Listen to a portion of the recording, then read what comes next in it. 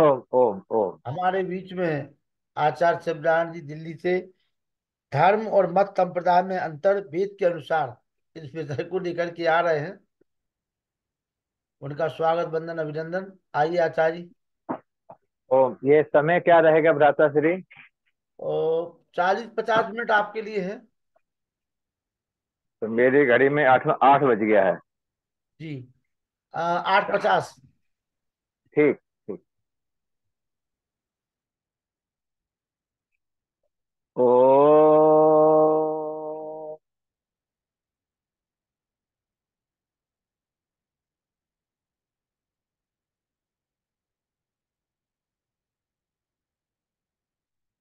यो भूतं च भव्यं च सर्वं यस्याधितिष्ठति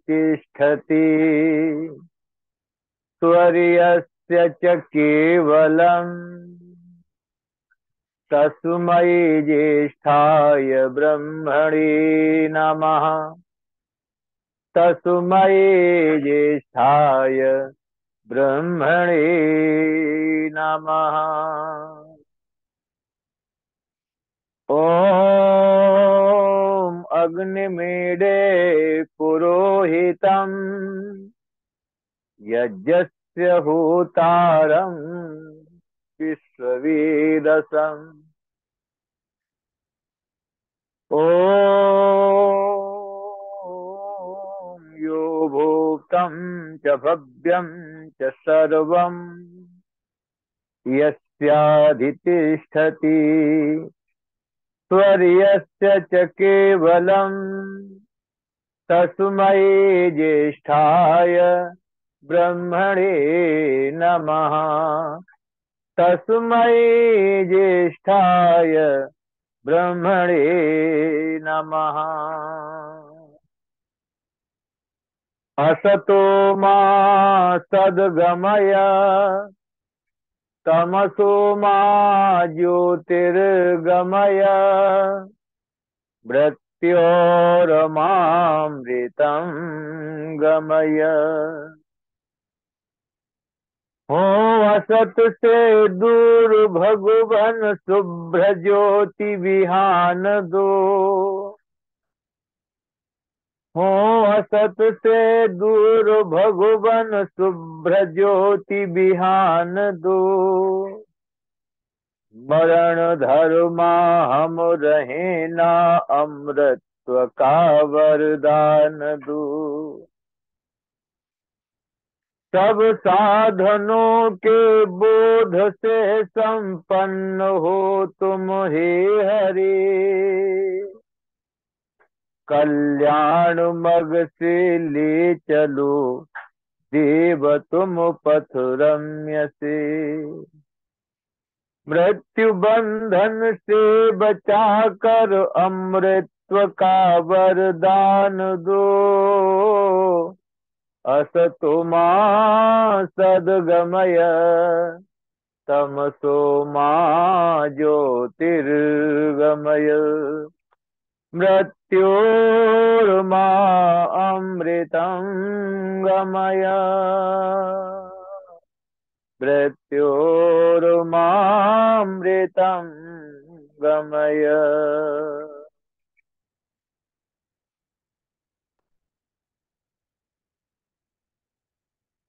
बहुत ही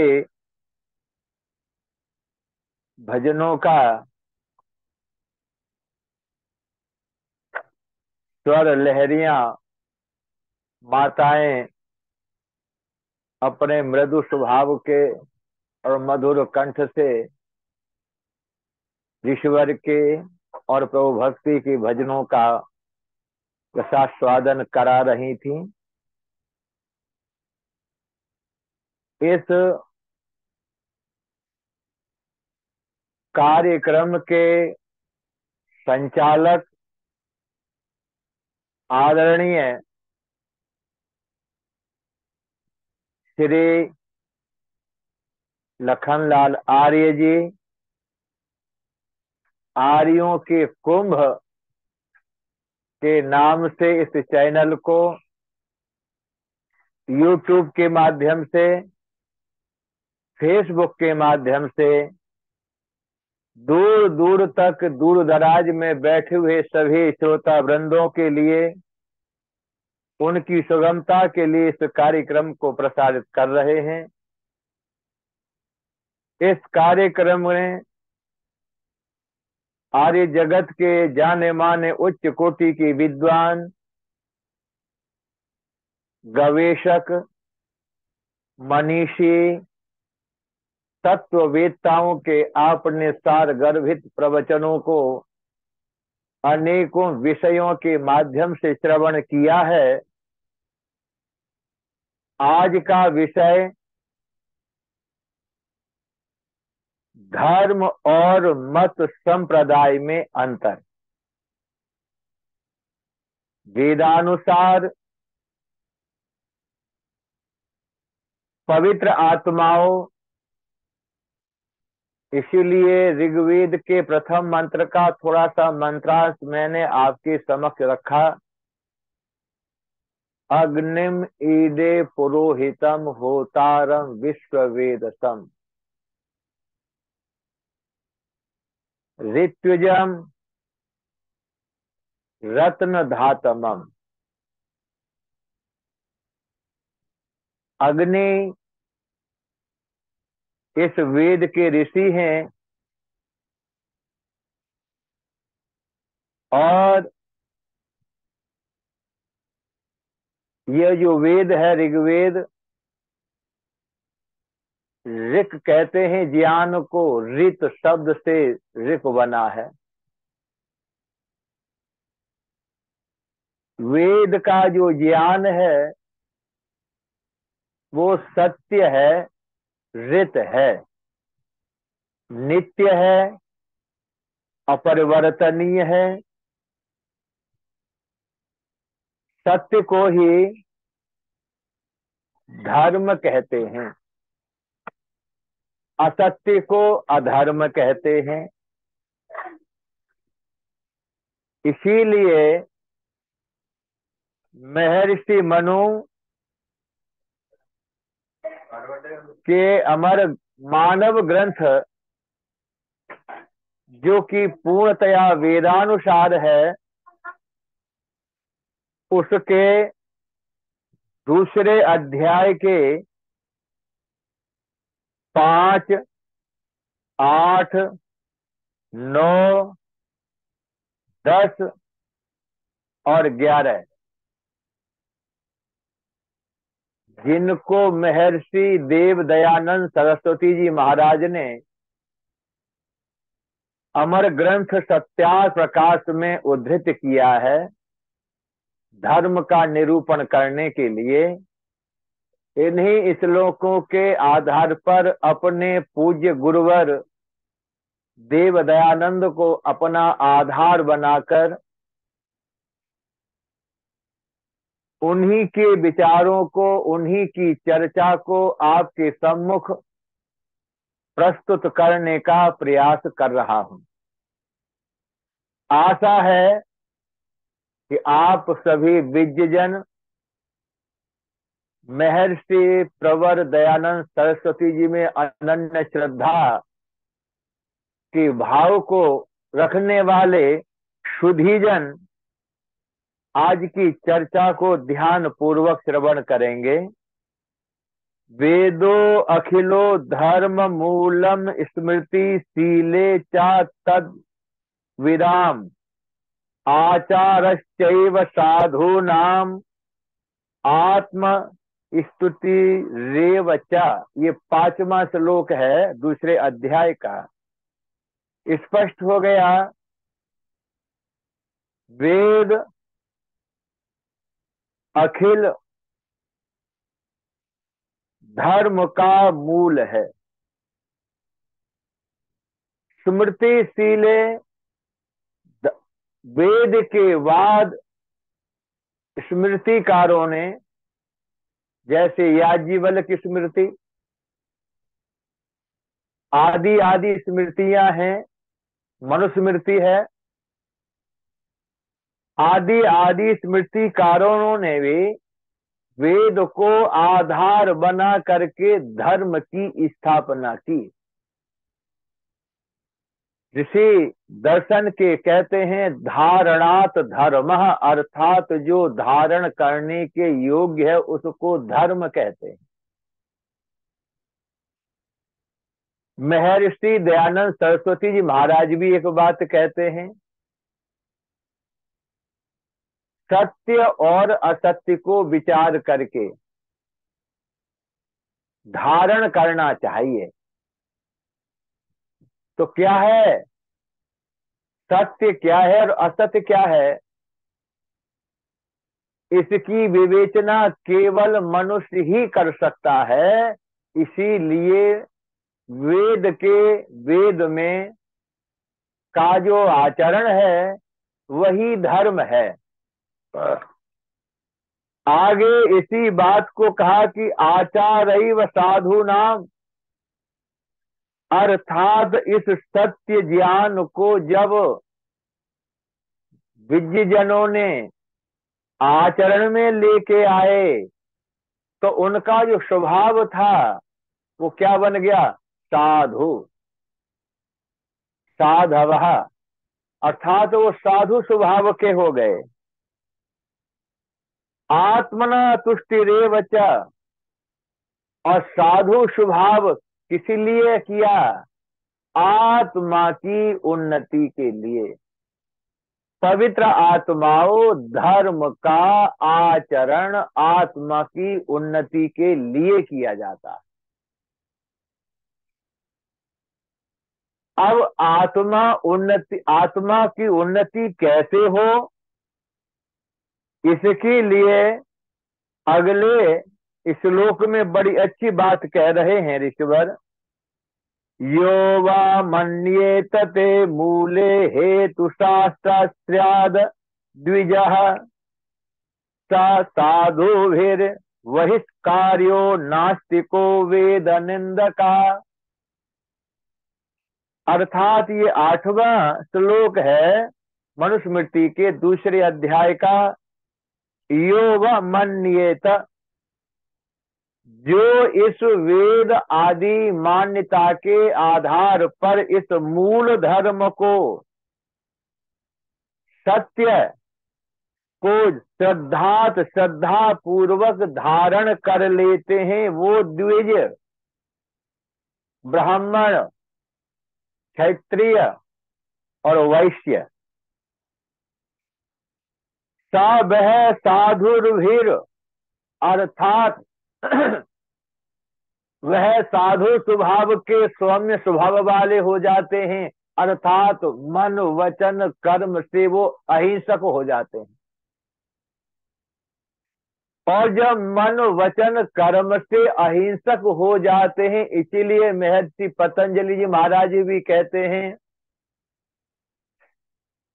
अहिंसा सत्य, अर्थात सत्य अहिंसा इत्यादि जो नियम बनाए, यम नियम हैं, इनका धारण करने से कारण जो है वो धर्म की स्थापना है। योग में धर्म की स्थापना के बिना योग आगे नहीं होगा। योग का मतलब है आत्मा और परमात्मा का मिलन, अर्थात धर्म ही है जो आत्मा और परमात्मा का मिलन कराता है। मनुष्य देह में आने वाली जो आत्मा है, जो तमोगुण से उठकर रजोगुण में आ गई है, और रजोगुण भी मध्यम कोटि का है, ऐसे मध्यम कोटि वाले रजोगुणी व्यक्ति जीव आत्माएं वेद आदि शास्त्रों का पठन पाठन करते हुए धर्म का आचरण किया करते हैं, उनको साधु कहा गया। अब जो ये कार्य नहीं करते तो कह रहे हैं नास्तिक को वेद निंद कहा, अर्थात जो जीवन में वेद आदि सत्य शास्त्र रूपी धर्म का आचरण नहीं करते, वो नास्तिक हैं, वो वेद की निंदा करते हैं। निंदा का मतलब है कि अर्थात वेद की मान्यताओं को नहीं मानते। यदि आज हम व्यापक दृष्टि से देखें, विचार करें, तो कौन किस प्रकार के लोगों का ज्यादा अधिक बाहुल्यता में वृद्धि है? कितने लोग हैं जो वेद को जानते हैं? कितने लोग हैं जो वेद का स्वाध्याय करते हैं? कितने लोग हैं जो वेद को सुनते हैं? और कितने लोग हैं जो वेदानुसार धर्म का आचरण करते हैं? तो वेद ही धर्म का मूल है। अब कह रहे हैं ये धर्म का विस्तार बताया जा रहा है। वेदा स्मृति सदाचार, क्या बात है साहब। वेदा वेद ज्ञाने, वेद किसको कहते हैं? ज्ञान को। और ज्ञान को ही अग्नि कहा गया है। ज्ञानाग्नि समिध्यते। हे मनुष्यों, हे धर्मात्माओं, हे जिज्ञासु जनों, जीवन में धर्म की स्थापना चाहते हो तो ज्ञान रूपी अग्नि को समिध्यते अर्थात बढ़ाते रहो। स्वाध्याय मा प्रमदा, अर्थात स्वाध्याय में प्रमाद मत करो। अब लोगों के पास में स्वाध्याय के लिए समय नहीं है। टीवी के आगे बैठ जाएंगे, गप सप मार लेंगे, ताश आदि खेल लेंगे और सांसारिक सारे कार्यों में प्रवृत्त हो जाएंगे, सांसारिक सारे व्यवहारों में प्रवृत्त हो जाएंगे। पर मुख्य जो कार्य है जीवन के आत्मा के उत्थान का, उस कार्य का त्याग कर देते। महर्षि ईश्वर दयानंद सरस्वती जी महाराज जब आर्य समाज के उद्देश्यों का निर्माण किया, अर्थात आर्य समाज के नियम की बात कही, तब ऋषि बड़ी अच्छी बात कहते हैं। वेद सब सत्य विद्याओं का पुस्तक है। वेद सब सत्य विद्याओं का पुस्तक है। वेद का पढ़ना पढ़ाना, सुनना सुनाना सब आर्यों का परम धर्म है। अब जब इस परम धर्म को नहीं कोई अपनाएगा तो जीवन में धर्म का आचरण नहीं हो सकता।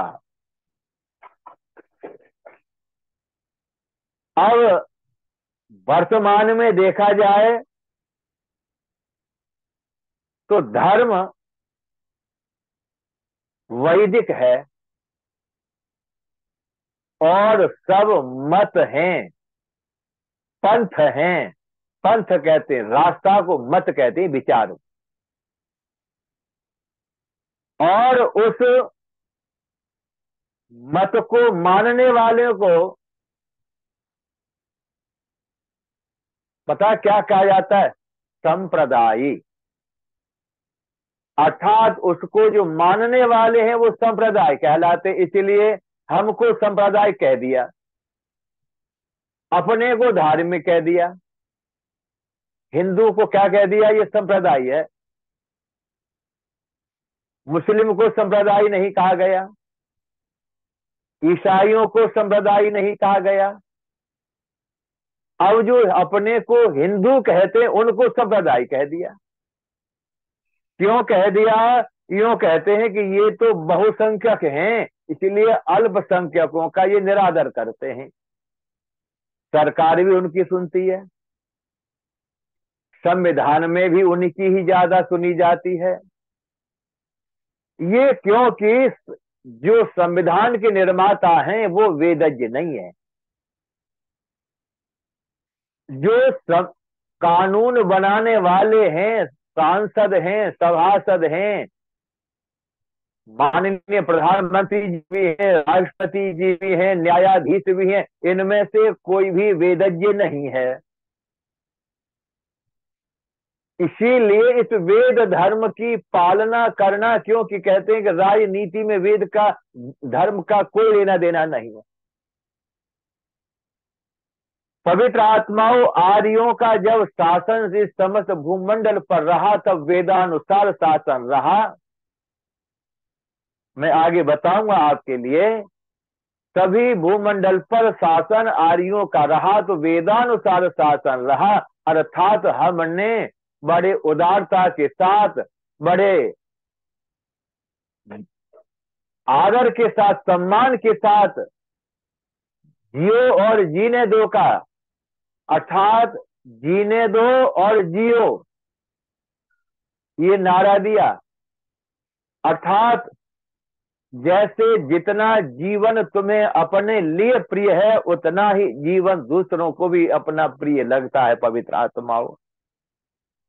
तो कहा वेदा स्मृति, अर्थात वेद के अनुसार, स्मृति ऋषियों के जो ग्रंथ है उनके अनुसार, और जो जीवन में इस ज्ञान को आचरण में उसको सदाचार कहा जाता है। और इस सदाचार को स्वस्य च प्रिय आत्मना, अंतिम बात कहते हैं इस सदाचार में जो आपकी आत्मा को प्रिय लगता है। अब ऋषि एक बात और कहते हैं, एतत् चतुर्विध प्राहु साक्षात धर्मस्य लक्षणम, ये धर्म का लक्षण है। क्या? कि चार हैं, वेद, स्मृति, सदाचार और प्रिय आत्मा, जो आपके आत्मा को। अब अच्छा, आत्मा तक तो हम पहुंचे ही नहीं, हम तो इंद्रियजन्य सुखों तक पहुंचे हैं, मानसिक भाव तक पहुंचे हैं, तीसरा बुद्धि तक पहुंचे हैं। तो शारीरिक, वैचारिक और बौद्धिक, यहां तक पहुंचे हैं हम। इससे आगे तो प्रिय आत्मना, आत्मा की बात तक तो हम तो पहुंचे ही नहीं। आत्मा तक लेवल तो हमारा जीवन है ही नहीं, जीने का तरीका ही नहीं है। हम तो इंद्रिय जन्य सुखों को ही और शारीरिक सुख को ही धर्म मान बैठे, व्यवहार आचरण। कल एक हमारे ओम प्रकाश जी बड़ी अच्छी बात बता रहे थे, हम केवल शारीरिक व्यवहार तक उसको धर्म मान बैठे और इसी को धर्म मानते, ये धर्म का आचरण है। मंदिर गए, थोड़ा नैवेद्य ले गए, वहां थोड़ा सा माथा टेका, पुष्प चढ़ाए, धूप किया और माथा टेका और प्रार्थना करी और चले आए, ये धर्म है। पर बड़ी अच्छी बात कही, मैं आगे बता, मैं दो बात और क्या की बड़ी और बताऊं। अर्थ कामेव सत्ता नाम धर्म ज्ञानम विधीयते, ध्यान करना पवित्र आत्माओं। धर्म की किस लिए आवश्यकता है? धर्म क्या है? अर्थ, काम, आवश्यकता नाम, अर्थात अर्थ में, काम में आसक्त होते हैं और धर्म का ज्ञान नहीं रखते तो अधर्माचरण हो जाएगा। अर्थ का मतलब है उपार्जन। जीव को उपार्जन का जो साधन है वो धर्मानुसार होना चाहिए। कामनाएं जो है वो परोपकार की, यत कामास्ते जुहुमस्तन्नो, कामनाएं हमारी यज्ञीय परोपकार की भावना से युक्त होना चाहिए।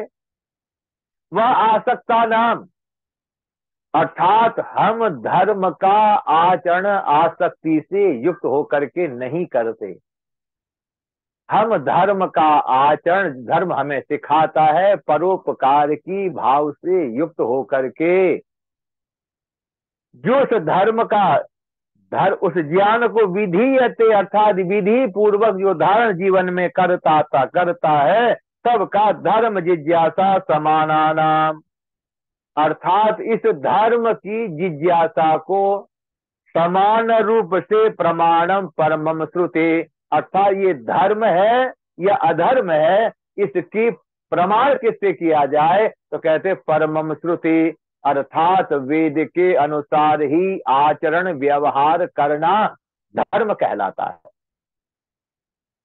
अब ये क्या है सारे के सारे, इसको वैदिक कर्म भी पुण्य ही, अर्थात ये सारे कर्म पुण्य कहलाते हैं।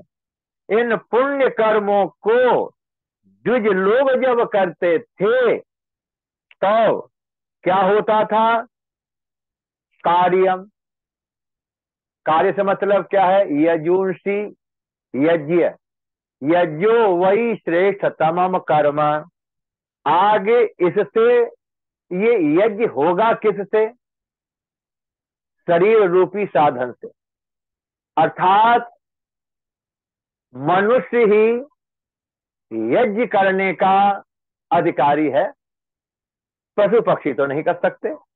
इसीलिए कहा यज्ञो वही श्रेष्ठतम कर्म कार्य शरीर संस्कार।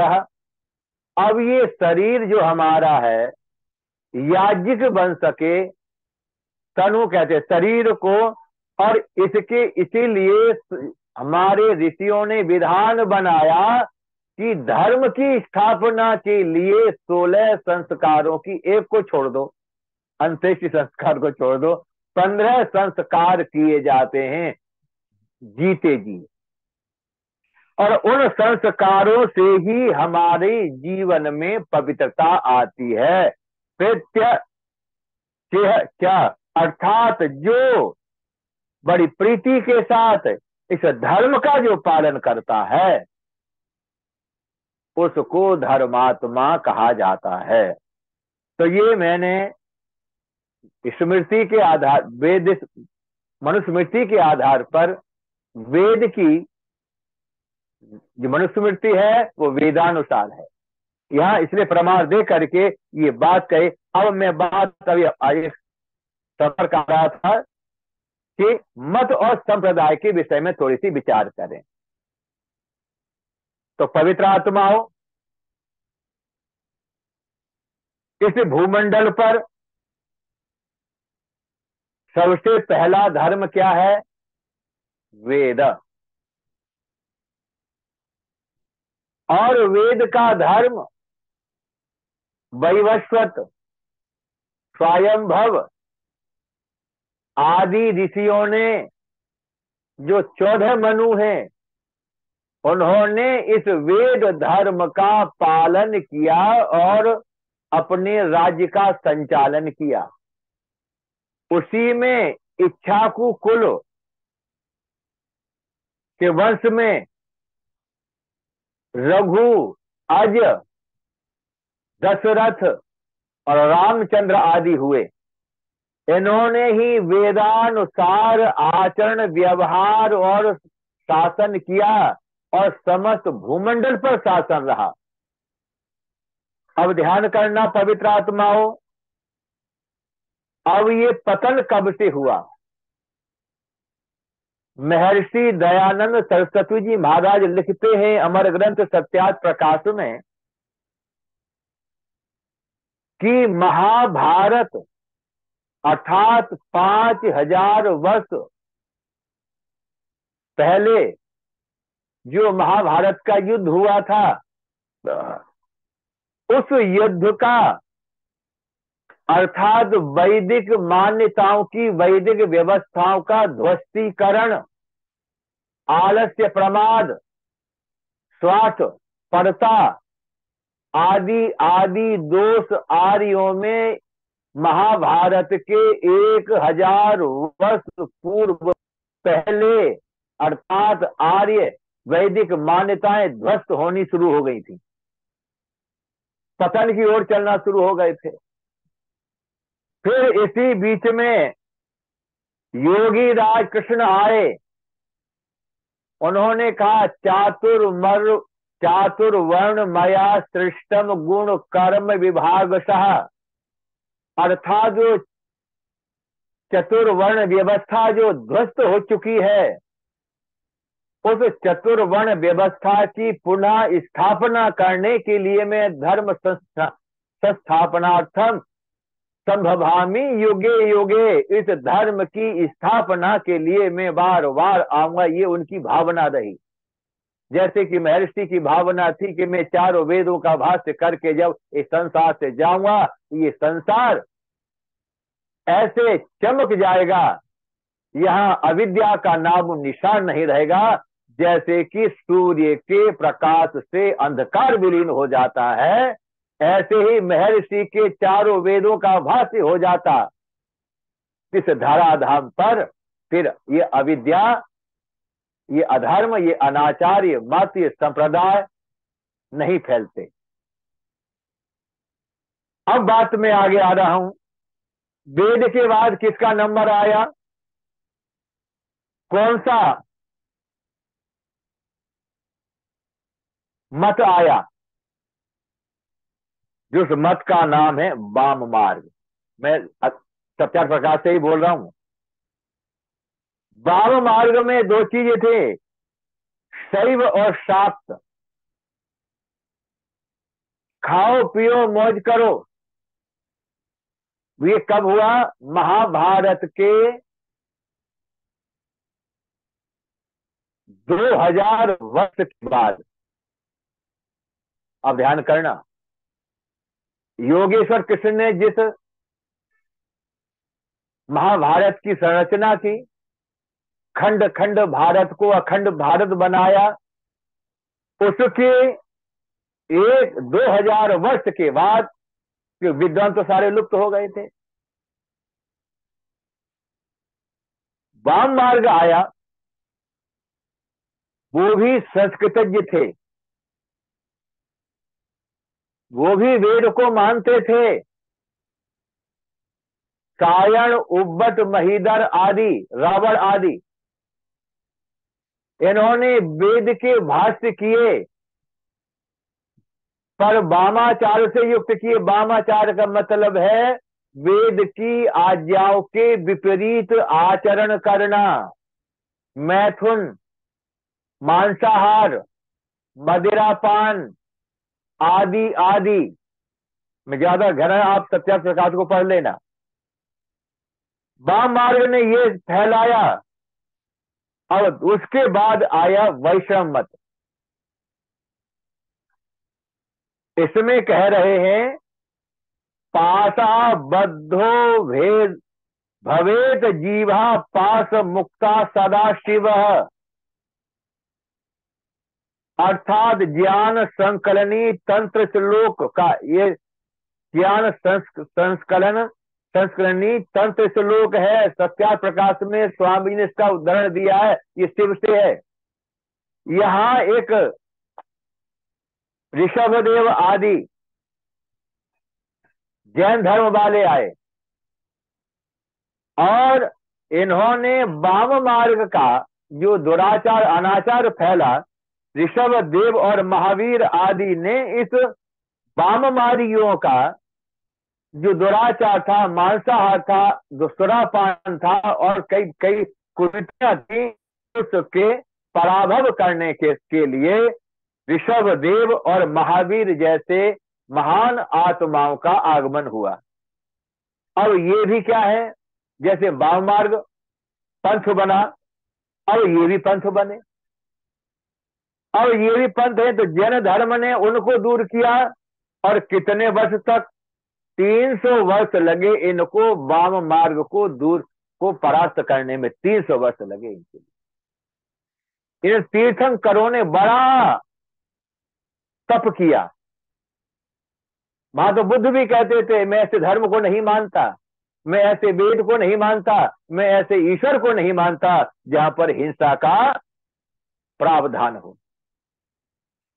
अब क्या हुआ, इस जैन धर्म से मूर्ति पूजा चल पड़ी। वाम मार्गी मूर्ति पूजा नहीं करते थे। जैन धर्म से मूर्ति पूजा चली और मूर्ति बनाई दो प्रकार की, एक वैराग्य परक बनाई और दूसरी श्रृंगारमय बनाई। तो यहां से मूर्ति पूजा का चाल चलन चल पड़ा। अब इनके बाद का जो आगमन हुआ, इनके 300 वर्ष के बाद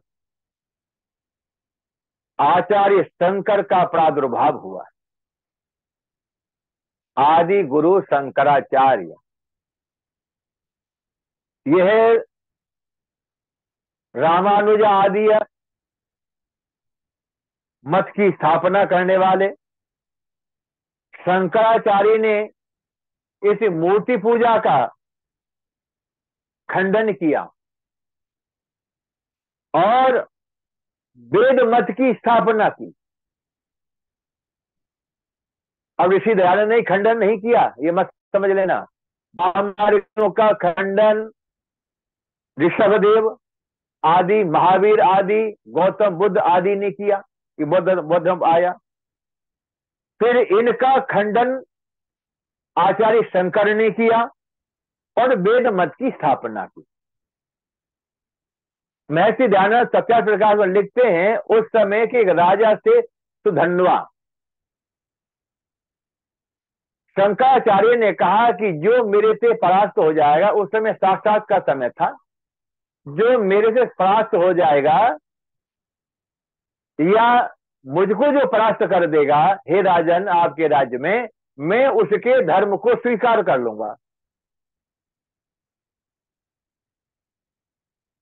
और आचार्य शंकर बहुत ही प्रतिभा के धनी थे। ये कोई दिव्य आत्मा थी। आचार्य शंकर ने पुनः वेद मत की स्थापना कर दी।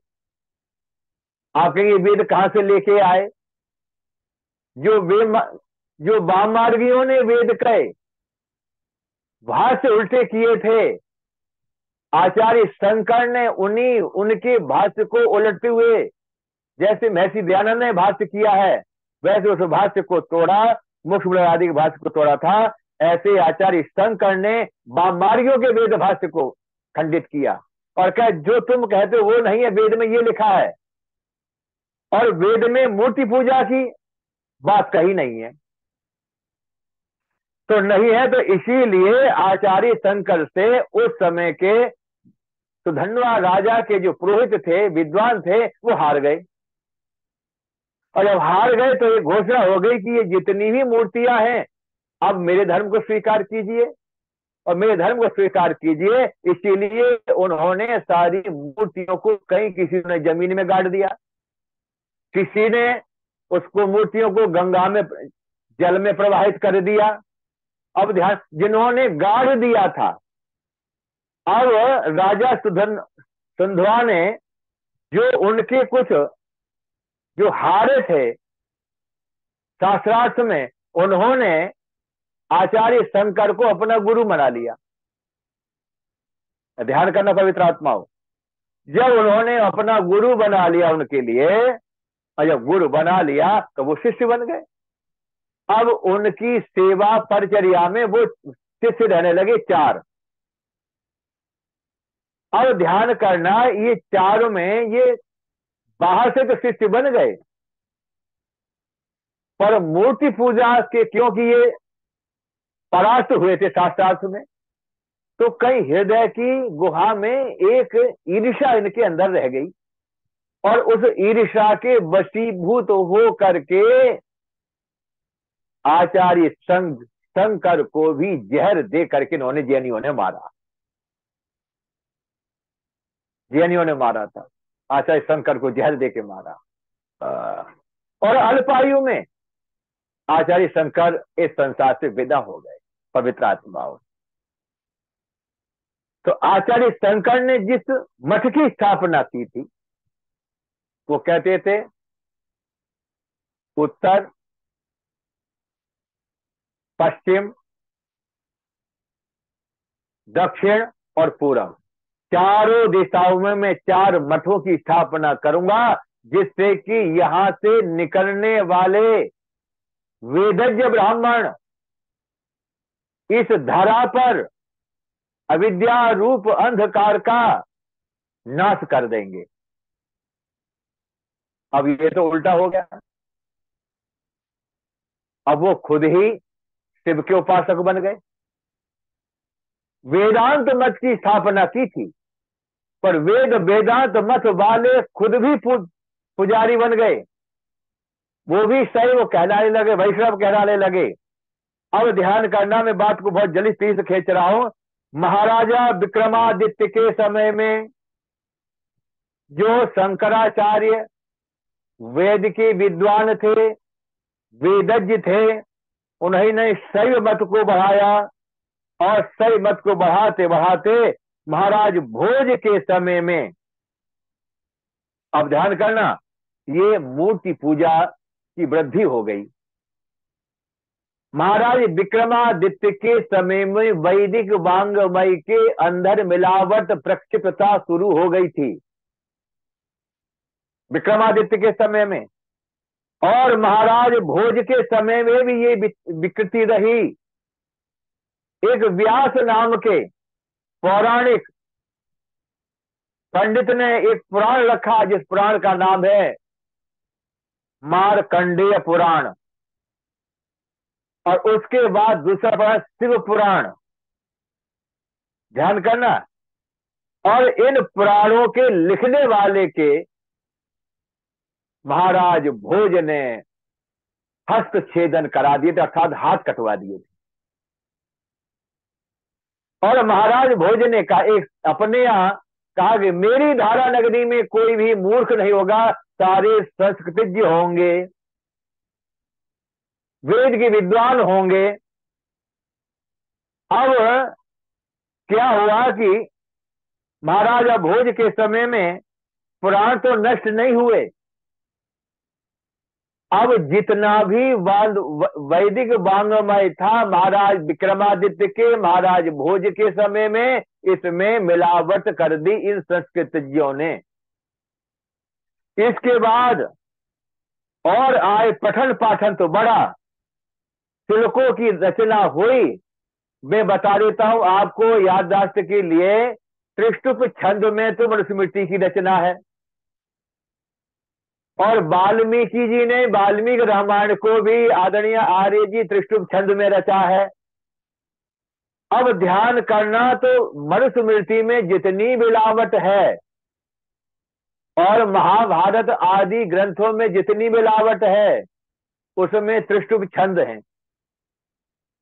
और महाराज भोज के समय में 1.25 लाख महाभारत के श्लोक थे, और महाराज भोज के पिता के समय में थे, और बाद में आते आते इसमें 7 लाख श्लोक हो गए। कहां 1 लाख, कहां 7 लाख, तो 7 गुना उसमें मिलावट हो गई। इसलिए आगे कहा कि अनेक उनके समय में संस्कृत पठन पाठन तो बढ़ा, श्लोकों की रचना भी बढ़ी, पर महाभारत आदि वैदिक वांग्मय के ग्रंथों में मिलावट शुरू हो गई। और जब मिलावट कर गई, अब इसके पश्चात कौन आया? जब ग्रंथों में मिलावट हो गई, इसके पश्चात ईसाई आए, यीशु का जन्म हुआ। और ईसाई मिशनरियों ने भी उसी वैदिक वांग्मय में से कुछ निकाल के अपने ग्रंथ की रचना कर दी। और उसके पश्चात मुस्लिम आए, उन्होंने कुरान की रचना कर दी। अब ध्यान करना, अब कितने पंथ हो गए? ये सारे पंथ हैं, ये संप्रदाय हैं, ये धर्म नहीं है कोई। धर्म केवल वेद के आधार पर जो सत्य ज्ञान है वही धर्म है। इसलिए प्रमाणम परमम श्रुति, ये बात कही गई, क्योंकि धर्म ही आत्मा के कल्याण का साधन है। और आत्मा का कल्याण मूर्ति पूजा से, वाम मार्ग से, पथ भ्रष्टता तो हो सकती है, पर धर्म की स्थापना नहीं हो सकती। इसलिए संप्रदाय अर्थात मत को मानने वालों की संख्या बढ़ी। अब ध्यान करना सब। समस्त भूमंडल पर किसका शासन था? आर्यों का। ईसाइयों ने वेद की विद्या जब लुप्त हुई और वेद की वैदिक वांग्मय में जब मिलावट हो गई, तो ईसाइयों ने हमारे ही धर्म ग्रंथों को आधार बनाकर कहा कि देखो तुम्हारे कृष्ण तो ऐसा है, तुम्हारे शिव तो ऐसे थे, हमारे ईसा को देखो। तो जब देखा तो हमारे लोगों ने अपने ही उससे धर्म परिवर्तन ईसाई होते चले गए। और लालच क्या दी? एक कुरीति समाज में नहीं फैली पवित्र आत्माओं, असंख्य कुरीतियां फैली। जिसे दयानंद कहते हैं कि मेरे समक्ष 999 मत हैं।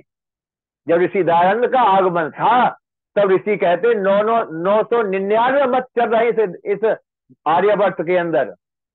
और कहीं ऐसा ना हो जाए कि 999 ये आर्य भी, जो आर्य समाज है, ये भी कहीं मत संप्रदाय में इसकी भी गिनती न हो जाए तो 1000 न हो जाए कहीं। पवित्र आत्माओं, महर्षि दयानंद की आत्मा जहां कहीं पर भी है इस ईश्वर की व्यवस्था में कहीं न कहीं पीड़ित हो रही होगी। मैंने जिस आधार को लेकर के गुरु की आज्ञा में समर्पित होकर के इस मानव जाति, इस आर्य जाति के उत्थान के लिए एक बार नहीं 17 बार हलाहल पिए, और मैं अपनी आत्म कल्याण के लिए भी रास्ता चुनता रहा और दिन रात एक कर दी। ना दिन को चैन था, ना रात को नींद थी मेरे गुरु के अंदर। और आज उसी के मार्ग के पथिक वेद स्वाध्याय से स्वयं भी वंचित हो रहे हैं और अपनी संतानों को भी वंचित कर रहे हैं। कुछ भाई हैं हमारे आदरणीय श्री लखनलाल जी जैसे, कुछ उपदेशक भी हैं जो अपनी संतति को गुरुकुलों में भेज रहे हैं, वेद की विद्या से और वर्तमान की संस्कृति से युक्त कर रहे हैं। अरे कम से कम वहां जाकर के संस्कार तो मिलेंगे। और क्या कहते हैं? हमें अपने बच्चों को पुरोहित नहीं बनाना, हमें अपने बच्चों को ये नहीं बनाना। अरे तुम बच्चों को डॉक्टर बनाना चाहते हो, इंजीनियर बनाना चाहते हो, वैज्ञानिक बनाना चाहते हो, बनाओ, कोई बुरी बात नहीं है। बैरिस्टर बनाओ, न्यायाधीश बनाओ, कोई बुरी बात नहीं है। सब कुछ बनाओ, पर ध्यान करना मूल में भूल नहीं होनी चाहिए। मूल में वैदिक संस्कारों से, वैदिक संस्कृति से उन्हें युक्त कर दो। मैं तो कहा करता हूं, यदि किसी कोई ब्रह्मचारी ब्रह्मचारिणी 10वीं करके गुरुकुल से निकल जाए तो उसका जो वेश है, जो उसका जो आधार है, वो मजबूत होता चला जाएगा। फिर चले जाओ कॉलेजों में जाओ, पर तुम्हारा मन से दूषित तुम नहीं हो सकते, तुम्हारा चरित्र नहीं खराब होगा। इसीलिए आचारहीनो न पुनंत वेदा, अर्थात जो आचरण से हीन हो जाता है उसको वेद भी पवित्र नहीं कर सकते पवित्र आत्माओं। इसीलिए मैं अधिक न कहता हुआ, समय की सुई बड़ी तेजी से आगे बढ़ चुकी है। जैसा महर्षि अपने गुरुदेव की शरण में जाकर जो ज्ञान कणिकाओं को मैं आपके समक्ष महर्षि मनु आदि शास्त्रों के अनुसार कुछ ज्ञान कणिकाएं आपके समक्ष प्रस्तुत कर सका, आशा है कि आपने ध्यान से श्रवण किया होगा। आदरणीय आर्य जी, मेरा अनुरोध है, यदि जो मैंने बोला है इसमें यदि किसी को कोई शंका है तो उसका समाधान में 1 मिनट में या 2 मिनट में करने का आप समय दे दीजिए, या किसी पूछ सकते हैं कोई शंका इसमें है तो, क्योंकि मेरे गुरुदेव का भी यही चलन था। ओम सम। जो भी हमारे आचार्य शिवनारायण शास्त्री जी ने आपके बीच में अपना वक्तव्य रखा है, व्याख्यान, उसमें किसी को कोई शंका हो, कोई मन में प्रश्न आया हो, उनके बोलते समय आपको लगा हो कि इस बात को तो मैं पूछना चाहता हूँ, तो निश्चित रूप से उस बात को आप अपने बीच में रखिए। अपना हाथ उठा दीजिए। जी शर्मा जी पूछिए।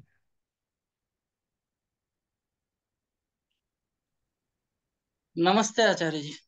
प्रणाम। ओम नमस्ते भगवान, नमस्ते जी, नमस्ते भगवान।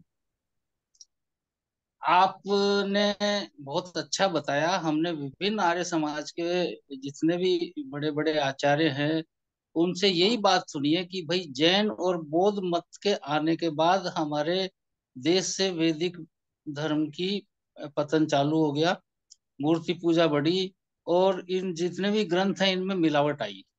आपने बताया कि मिलावट जो है राजा भोज के समय आई, विक्रमादित्य के समय आई, लेकिन मैंने ये पढ़ा है कि जब जैन और बौद्ध इन्होंने जब हम आर्य धर्म को मिटाया उस समय इन्होंने उसी समय मिलावट चालू कर दी थी।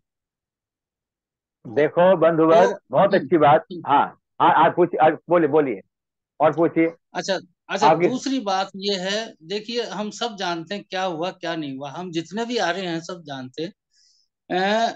अब इसका उपाय क्या है, धर्म संस्थापना का उपाय क्या है? छोटी सी बात है, रामायण के अंदर तुलसीदास जी ने एक बालकांड में प्रकरण लिखा है कि रावण मेघनाद आदि अपने राक्षसों से कहता कि भाई आर्यावर्त में जाओ और यज्ञों का विध्वंस करो, क्योंकि यज्ञों से देवताओं को भोजन मिलता है। ठीक है ना। अब देवता कोई दूर तो है नहीं, देवता हम मनुष्य ही हैं, हमारे अंदर मनुष्य के अंदर देव और राक्षस दोनों वृत्ति होती है। मैं आपकी बात को समझ गया हूं, यहीं पर आप रोकना चाह रहा हूं आपको। जो आप कहना हम्म। चाहते हैं मैं समझ गया आपकी बात के लिए। ऐसा है, महाभारत के काल के पश्चात जितना भी संस्करण मैंने आपके समक्ष जो भी बोलने का प्रयास किया है, वह सत्यार प्रकाश के एकादश समुल्लास को आद्योपांत आप पढ़ लेना, और फिर आपकी शंकाओं का निराकरण हो जाएगा।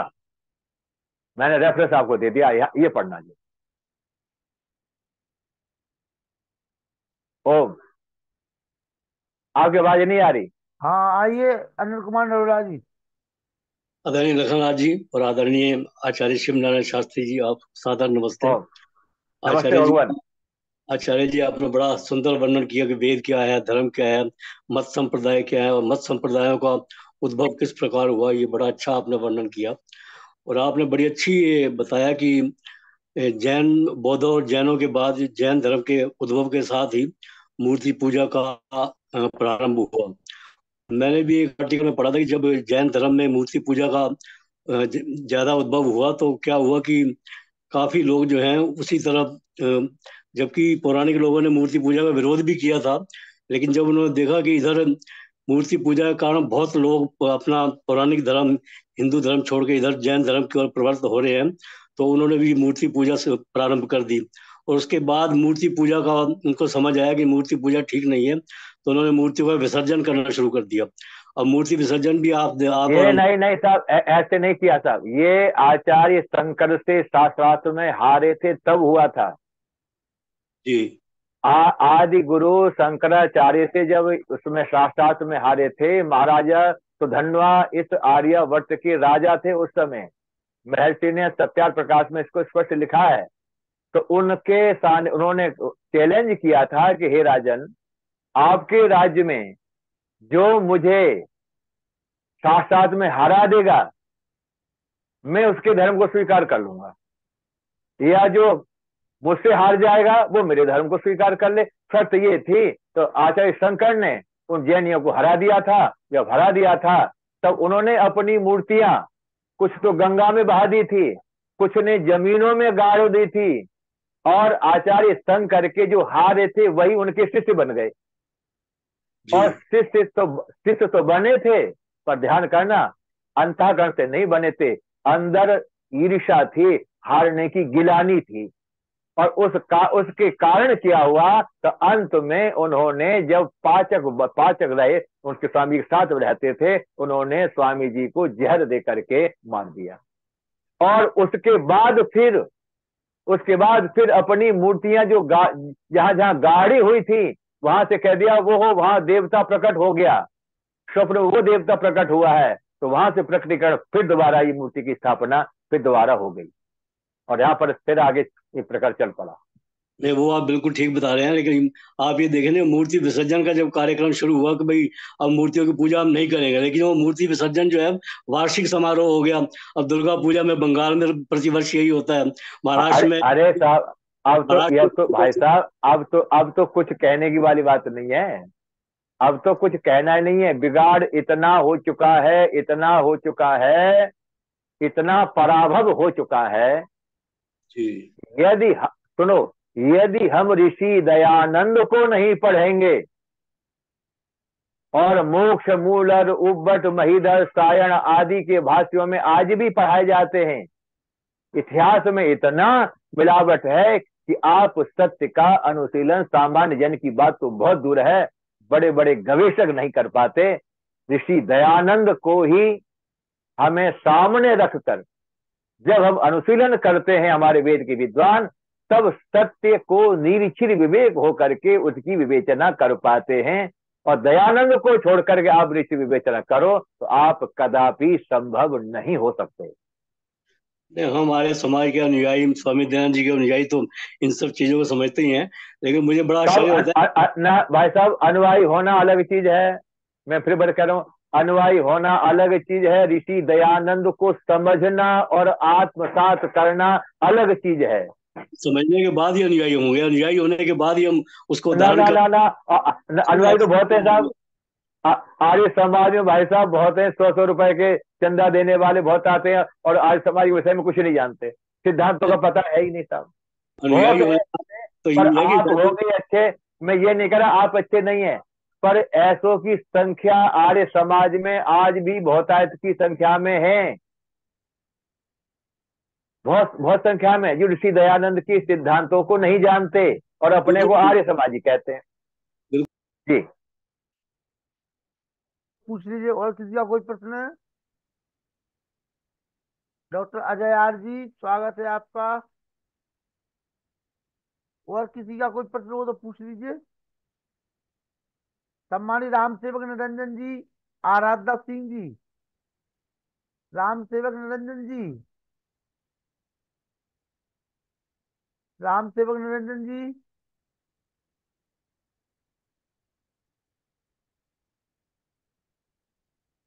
कह रहे हैं आचार्य जी फोन पर बात करते हैं, फिर फोन पर बात कर लेंगे।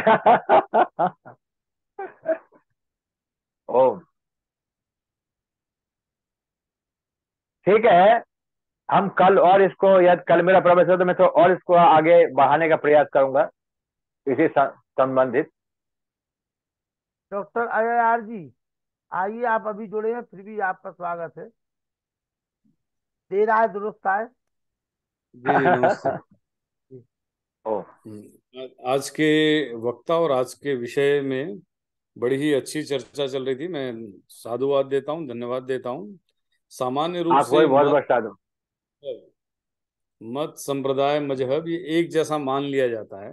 धर्म को भी जी इसके कई जो है पर्यायवाची मानने का प्रयत्न करते हैं, लेकिन ऋषि दयानंद सरस्वती ने सत्यार्थ प्रकाश में स्पष्ट किया है, मत जी किसी एक व्यक्ति के माने हुए चलाए हुए, मजहब भी ऐसा ही है। हाँ इसीलिए हाँ, ऋषि दयानंद सरस्वती ने आर्य समाज के संदर्भ में स्पष्ट किया है कि मेरा कोई मत, मजहब, नहीं संप्रदाय है, अलग नहीं है, नहीं है, नहीं है, बिल्कुल।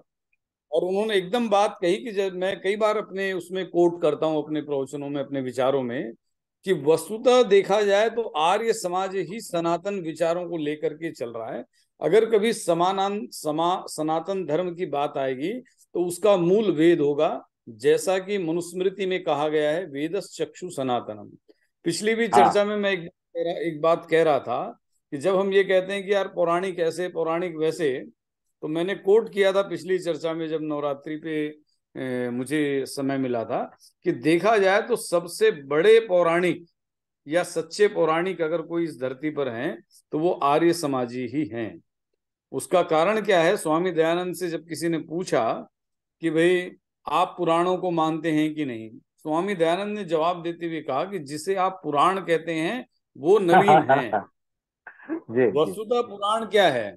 सृष्टि के आदि काल में परमात्मा द्वारा दिया गया जो ज्ञान था, वैदिक ज्ञान या वेद जो 4 हैं वही पुराण हैं, क्योंकि उससे पुराना इस धरती पर कोई भी ज्ञान नहीं है।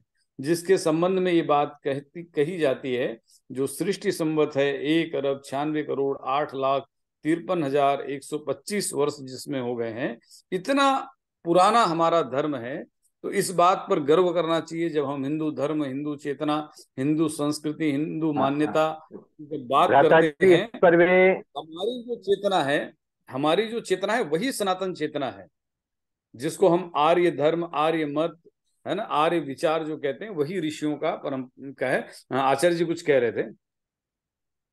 मैं ये कह रहा था, इसी पर थोड़ा सा चर्चा और कर लेंगे हम कभी, क्योंकि बड़ा अच्छा, वेद ही सनातन है। और वो क्यों? आप तो विद्वान हैं, इसलिए मैं एक थोड़ा सा संकेत कर देता हूं कि देखिए, वेद नित्य है, ईश्वर नित्य है, जीव नित्य है, प्रकृति नित्य है।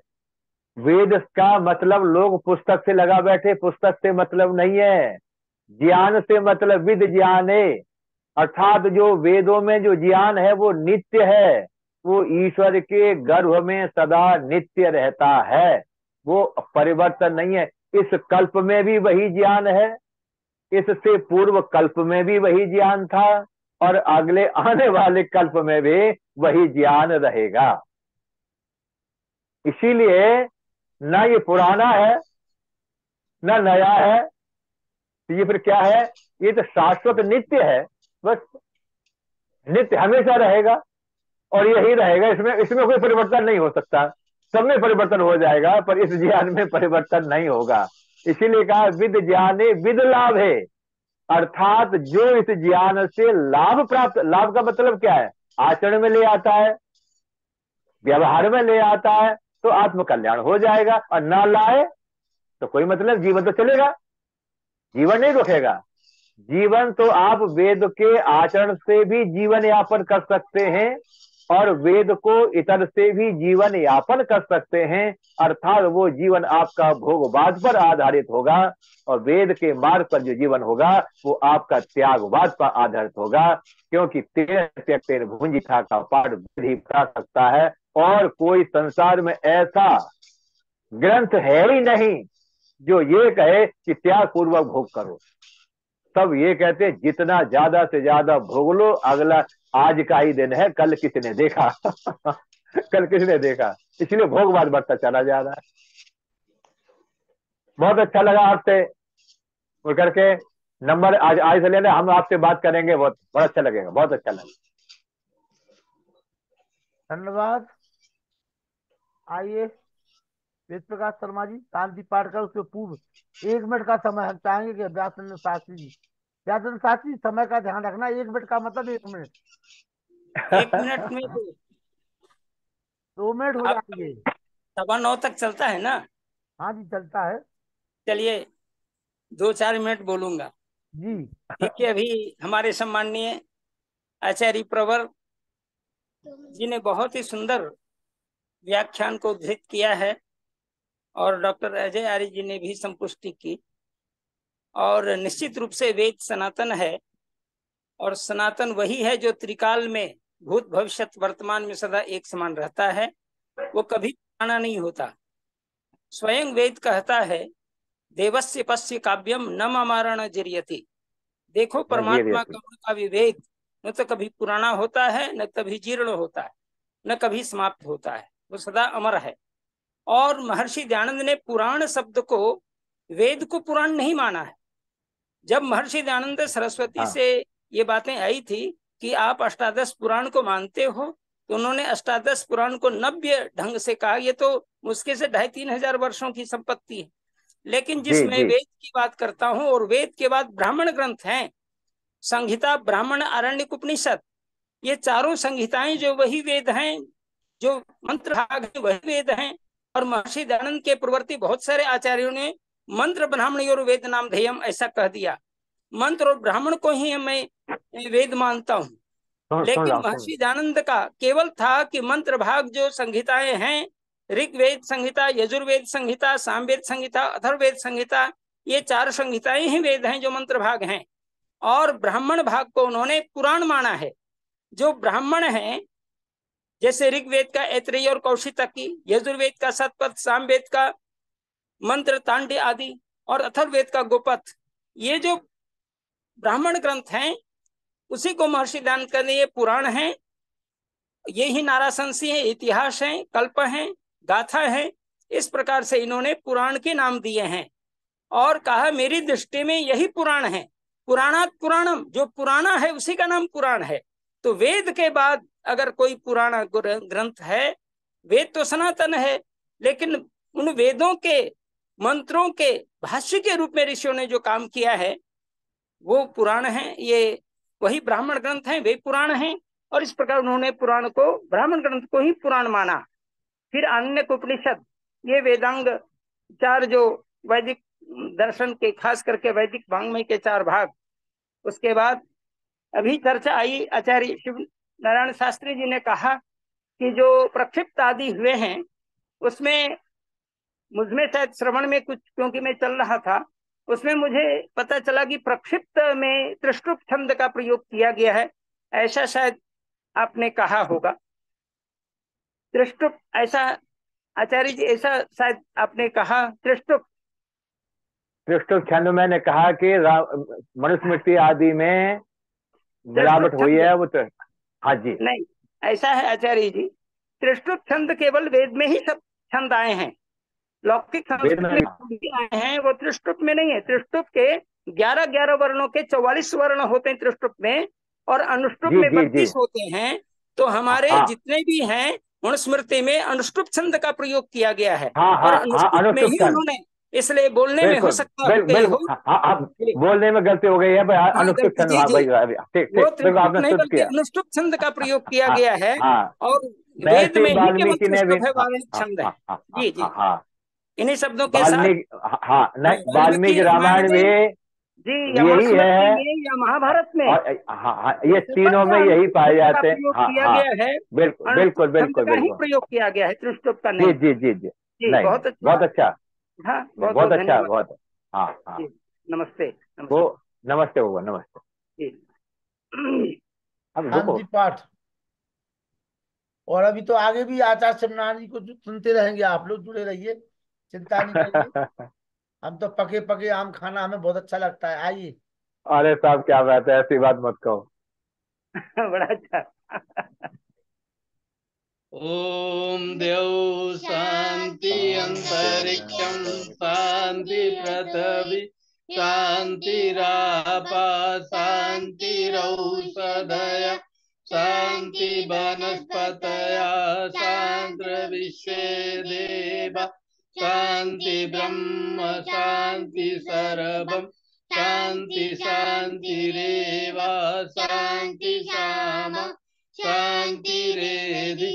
ओम शांति शांति शांति। ओम जो बोले सो अबे। सत्य सनातन वैदिक धर्म की जय। गुरु पर प्रजानंद की जय। योगेश्वर महर्षि दयानंद की जय।